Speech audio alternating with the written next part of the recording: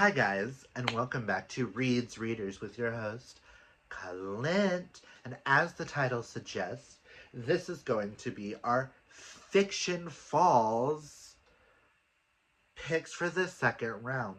How is it already the second round, guys?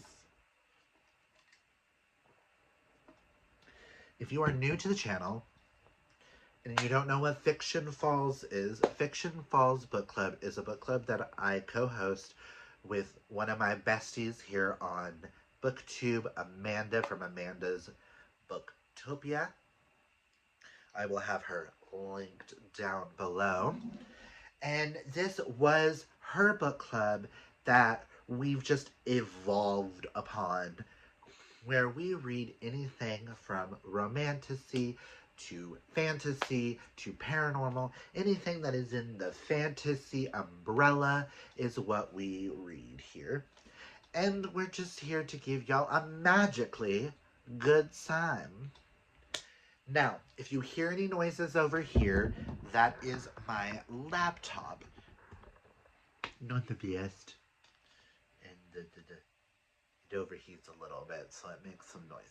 So I need a new laptop. I've had this one for almost 15 years. So listen, it was 21 when I got, almost 20 or 21 when I got this, and I'm about to be 35, so I need a new laptop. We're working on that. We're just dealing with what we got. Okay, cool. So I will also be pausing after each book. Just, it's the way I can do it for the editing. But let us just get into what will be our April, May, and June picks for this, which I am so excited. These are three that I think are going to be take us out of our comfort zone a little bit. They are different things than what we've read in the past with this book club, and I think that is what's going to make these more exciting for us, which I hope you guys are here for that, because mostly we read a lot of romantasy here, which, given I can't say that these aren't romantasy to some degree. Well, May's pick, I don't know, but let's just get into this. I'm gonna pause and then we'll start with April's. Okay, so the April pick for Fiction Falls isn't out yet because I am filming this in February. It does come out on May 4th or March 4th, and that is Our Infinite Fates by Laura Steven, which is a book that both me and Amanda are so excited for. I'm going to look this way at the laptop and I will be able to tell you guys everything about this. So this is The Invisible Life of Addie LaRue meets This Is How You Lose the Time War. A book I gave 5 stars, and a book that I have attempted once before, but I wasn't in the mood because I don't read a lot of sci-fi. So this could be interesting and go either way. In this fantastically love story that defies death as two souls reincarnate throughout the centuries.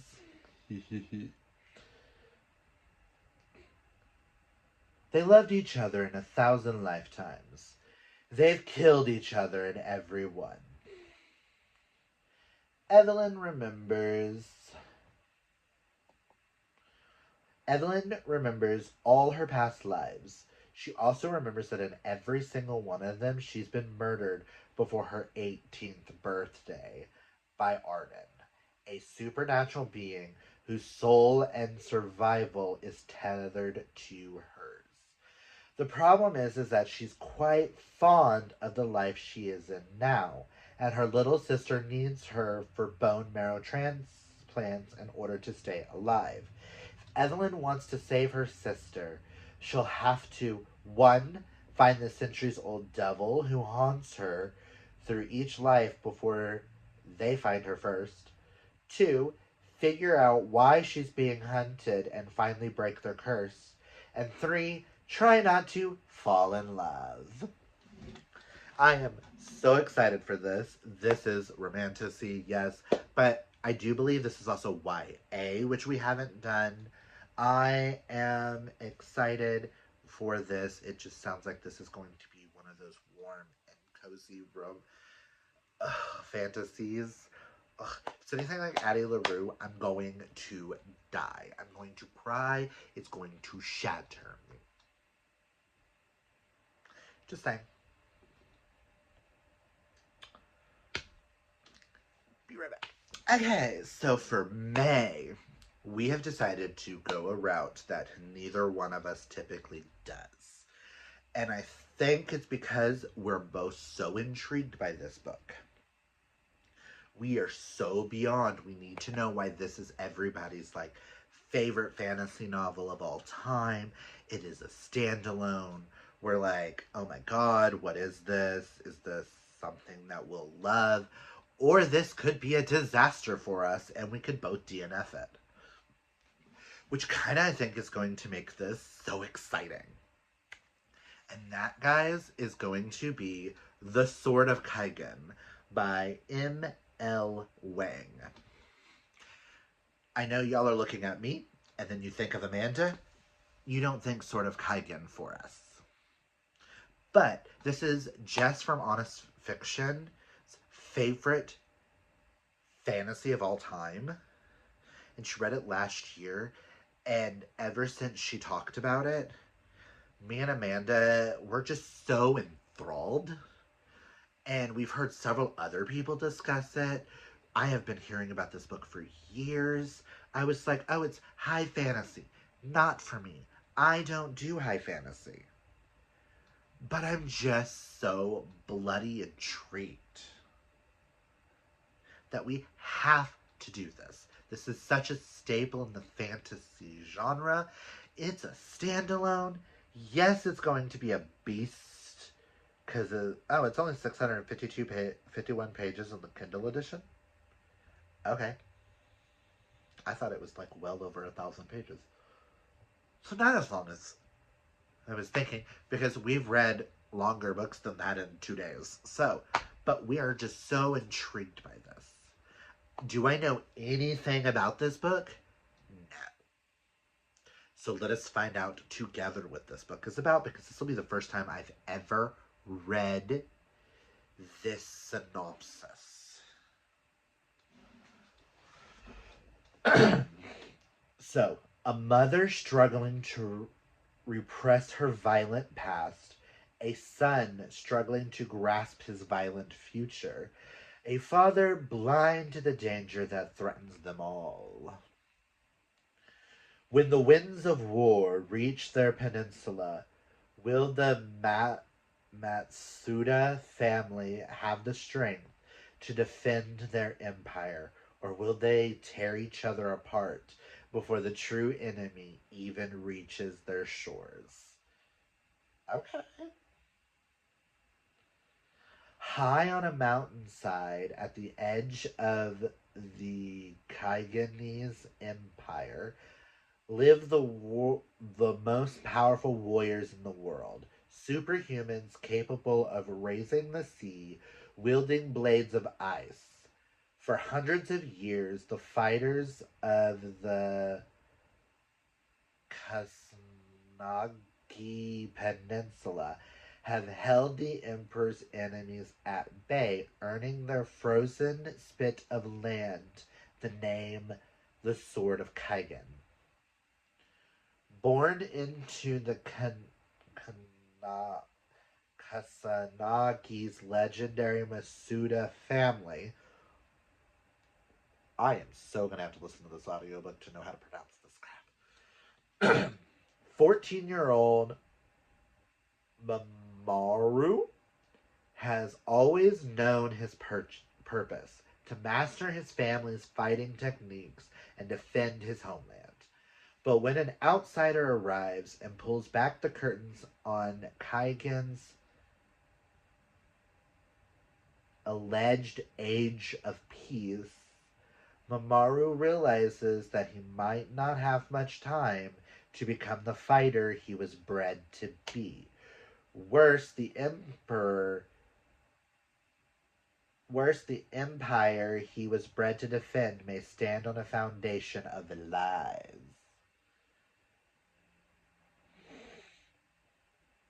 Misaki told herself that she left the passions of her youth behind when she married into the Masuda house. Determined to be a good housewife and mother, she hid away her sword, along with everything from her days as a fighter in a faraway country. But with her growing son asking questions about the outside world, the threat of an impending invasion looming across the sea, and her frigid husband grating on her nerves, Misaki finds the fighter in her clawing its way back to the surface. This is going to be a very interesting journey, and I really hope we love it because this is a book that has gotten like high ratings from everybody. I mean, it's got a 4.47 on Goodreads. I have not seen many go past like a 4.04 on Goodreads. So that to me means this is going to be a huge high fantasy, epic fantasy. And I am so excited for this journey. I just really hope we like it. And last but not least, we have June's pick, which is also something that is a little different from us. I do believe this one is labeled a manhwa. I know it is a light novel. And for Pride Month, we thought this was like a really cool book for us to do. I know Amanda found it and found a special edition of it recently, thought it was gorgeous, and I've been wanting to check this story out for a long time, and that is, it's hard for me to remember how to officially say this. Heaven Officials Blessing by Tom. Wow. Let me re-say that title. Heaven Officials Blessing. Tyon Yuen Chi Fu, Volume 1. By Mo Zhang Tongzu. If I butchered any of that, I apologize. White boy from the South. It's really hard for me to pronounce names sometimes. And this does not have an audiobook, so if we butcher anything, I apologize.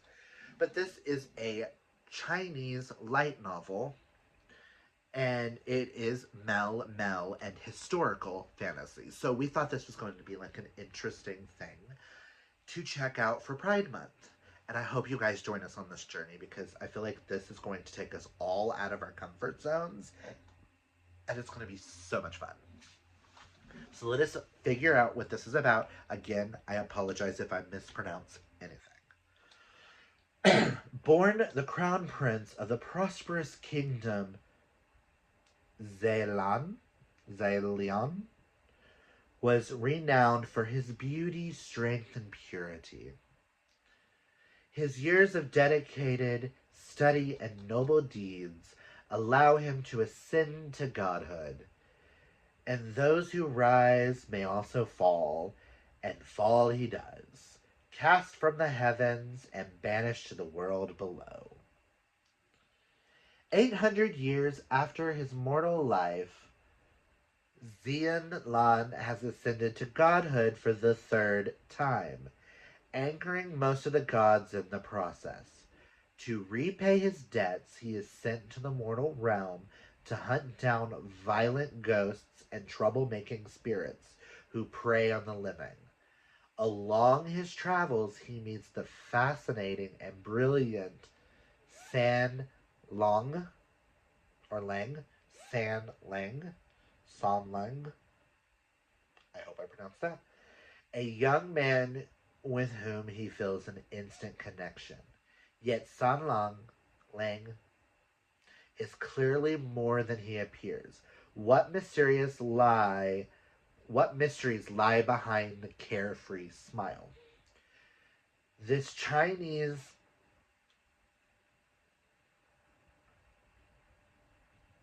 bear with me, Xianxia fantasy novel series, Xianxia series built around the romanticized love between two men, Dan Mei, which is in most Chinese it's Mao Mao, is the newest work from the author Mo Xiangtanzu. Again, I apologize. And has spawned an ongoing multimedia franchise that's beloved across the world, including the animated series Donghua, which is the word for that has amassed 100+ million views in just its first month. The Seven Seas English language edition will include covers from blah blah blah blah blah blah blah. It's all in Chinese characters, so I have no idea. An exclusive all new interior illustrations from Zelda CW. I am excited to be trying a light novel out, and the fact that Amanda chose this makes me even more excited for this. I think this is going to be an interesting take for both of us, and I cannot wait to see what this journey lies for us. I do know this series has quite a few volumes. 8 volumes are out so far. Oh, 8 volumes will be this arc. So if we love this first one, we have so much more of the story to read from there. So I cannot wait, and I hope you guys join us on this journey for this, because this is going to be so much fun. But yeah, guys, that is all of our picks for May. Space on the PC. Oh, I need to check that out here in a second.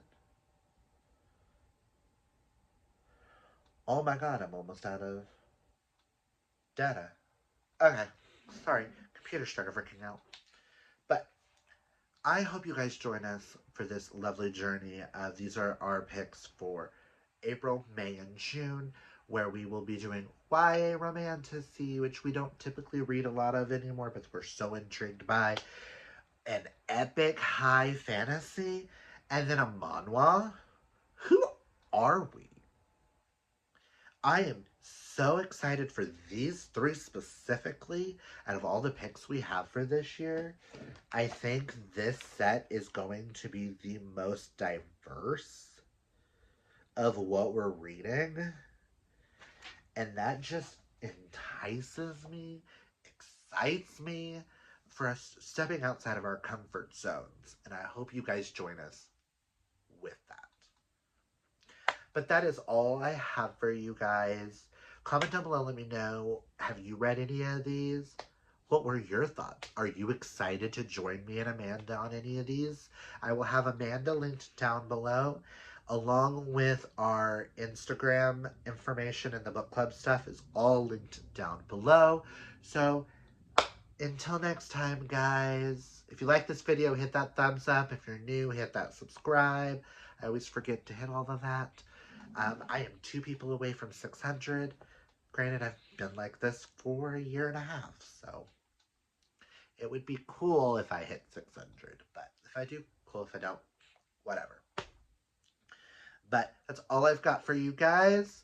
Like, though, we've already done all that. Wow, tired brain. Remember, kids, to embrace your inner rainbow. Take care of your mental health. Hydrate or mummify, as they say. And until next time, I hope you have a beautiful, wonderfully gay day. Bye!